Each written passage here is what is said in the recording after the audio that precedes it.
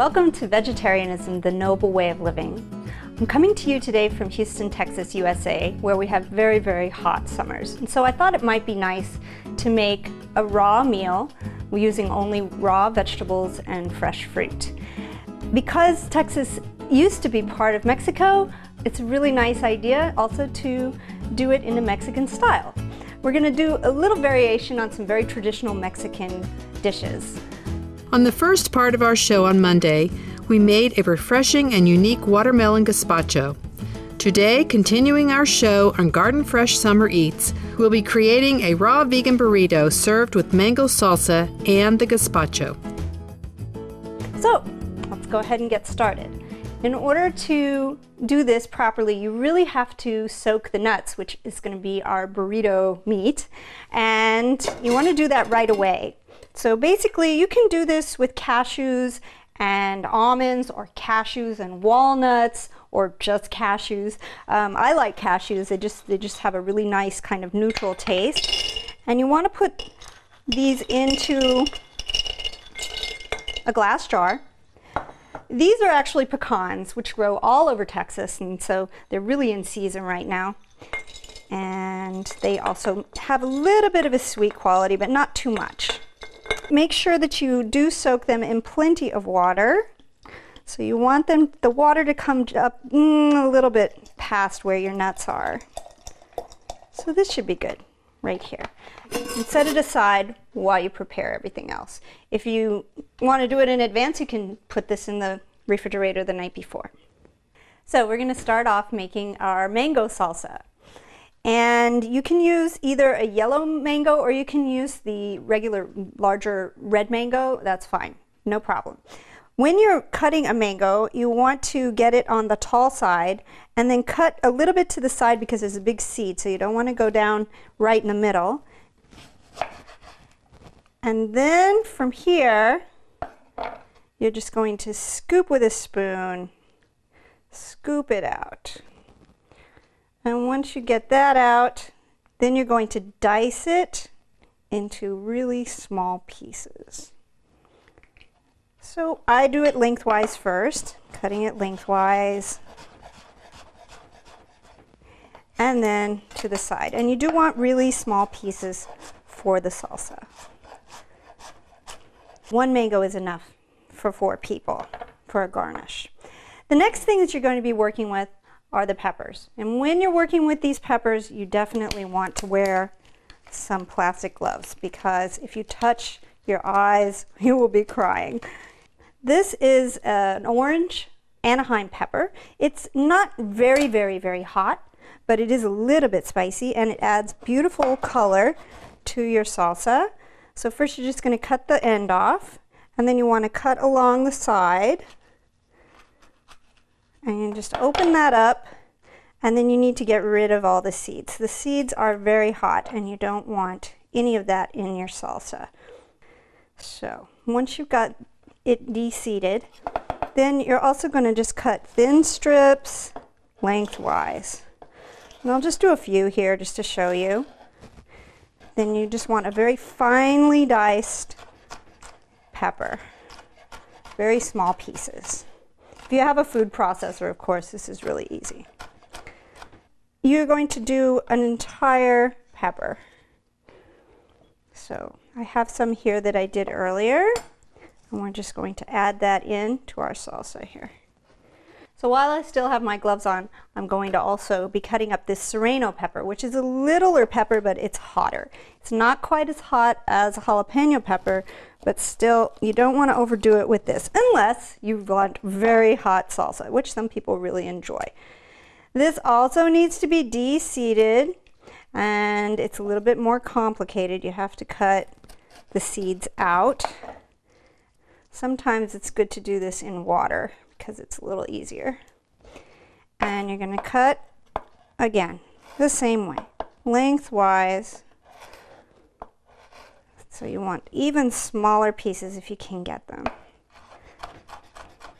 And I like to put the whole pepper in. You don't have to, because there are other herbs that are going to be added in. And if you like a milder salsa, you can just do half. It's no problem. And we're going to cut, again, some very finely diced red onion. If you just take one thin slice and then cut it right down the middle and go around in a kind of a half moon shape, then you get a very finely cut onion. And you can use white onion. I picked this because of the color, and again because it's in season. Our next ingredient is going to be a little bit of pineapple, fresh pineapple. So this has already been cubed, and I'm going to be slicing it also into some smaller pieces. You don't really want to overdo this because it will make it too sweet, but it's really nice to have along with the mango, and it gives a really lovely flavor. So maybe 3 chunks is enough. Finally, we're going to add some herbs. First, some fresh mint, and this actually grows in my backyard, so we know that that's seasonal right now. And again, we want very finely chopped mint pieces. It's always good to just go in the opposite direction, because then you get really small pieces. And last, with our herbs, we have some cilantro, which is sort of a staple Mexican herb for Mexican food here in Texas especially. We love cilantro. Put it in everything. And it's also a beautiful light shade of green. I'm going to chop that up finely. All we have now to do is to mix it. So I've got my bigger bowl here for mixing, and I'm just going to put all of the ingredients for my mango salsa in the bowl and mix it around so you can start to see how pretty this is going to be once all of those colors get mixed up together. Finally, we're going to add some lime juice. I'm just going to do not quite a whole lime's worth, but enough to give it a really nice limey taste. It also helps it to all come together, all of the, almost like a marinade. And mix it one more time, and then this is ready to go into the refrigerator and just start sort of mingling. Let all of these tastes, these marvelous tastes, mingle together. So once you have this ready, you can just place it in your refrigerator. So we're going to get started on our fresh garden burritos. For our meat substance, we're using the soaked nuts. Usually in a burrito you have guacamole and salsa. Well, we've already made our mango salsa, and now instead of making a guacamole, I'm going to make a cilantro sauce with avocados, onion, and cilantro and garlic. We're going to use 2 avocados. I've already prepared one of them. Now you'll just see how I'm preparing this. This is very easy. Just get rid of the pit, scoop it out, and you can put this right into your blender.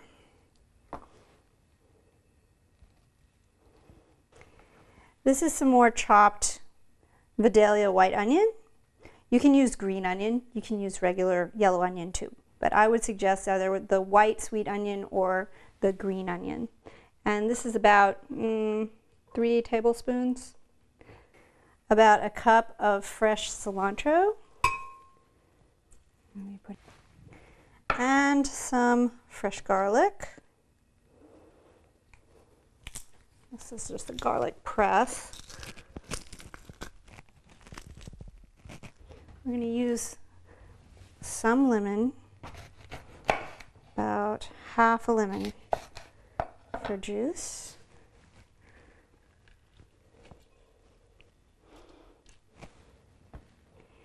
And you can use soy sauce. I like to use Bragg, which is the liquid aminos. It's also made from soy.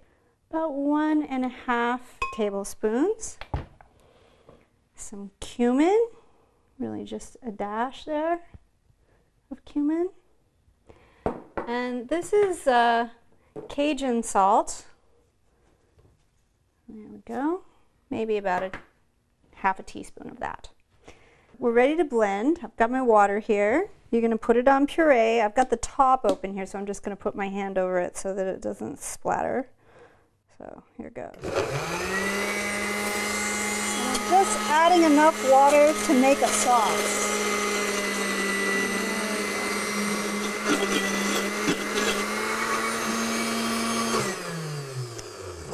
And there it is.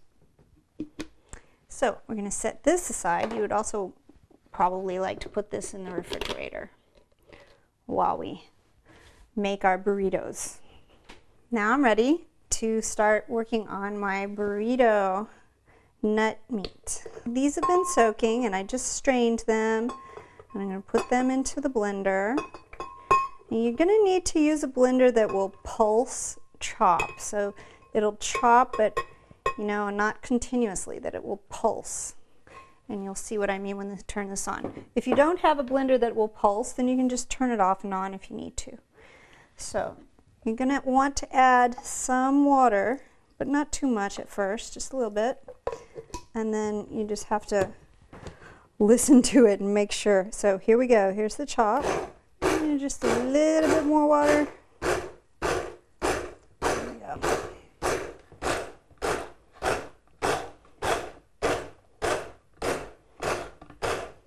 And just a little more.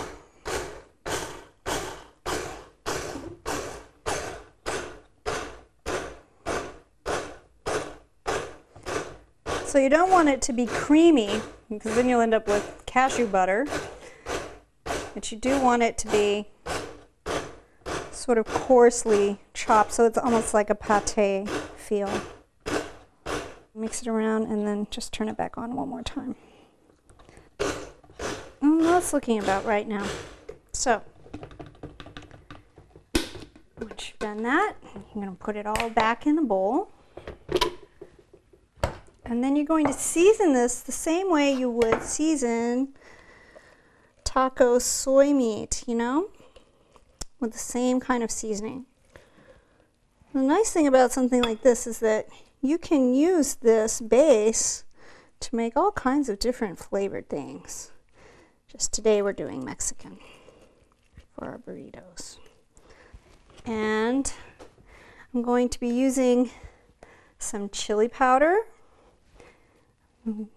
Generous amount of that, enough to cover it. Some cumin, and this is all ground to a powder. This is a Mexican seasoning, which you can probably get. You don't need to, but it just has some other things in it, like tomato powder and onion powder. I always like a little bit of this Cajun salt because it's tasty. And just a little bit more of the brag to get enough salt in there. And you mix that all together. And then I've chopped some green onion. Some green scallion. And I've already done some of it. I'll go ahead and add that in. There we go. And we just mix that up. And believe it or not, we have prepared everything and we're ready to plate. So now that we've done all of this preparation, putting it together and plating it is very simple. Instead of tortillas, which are made out of flour, which are cooked, we're going to be using Napa cabbage leaves. So I'll take 2 of the larger Napa cabbage leaves here for my tortillas. And then I'm going to be putting my taco nut meat here. Spread it out there. Like this. And then on top of the nut.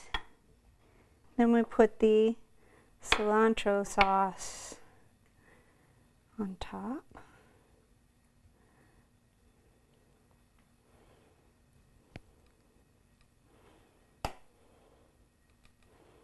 And finally, our beautiful mango salsa.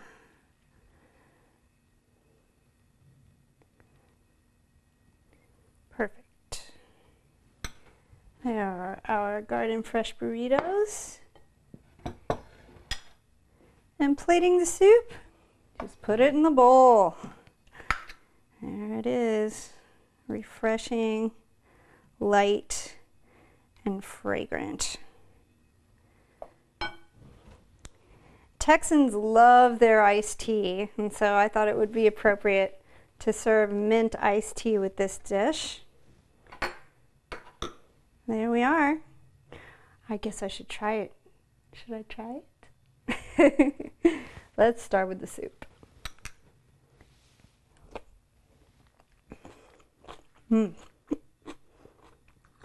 It's so refreshing.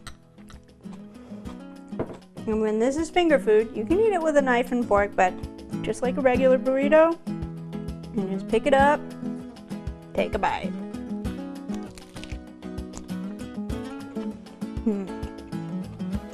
That is really good.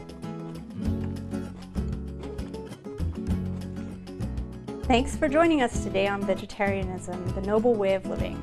Please stay tuned to Supreme Master Television, up next between Master and Disciple.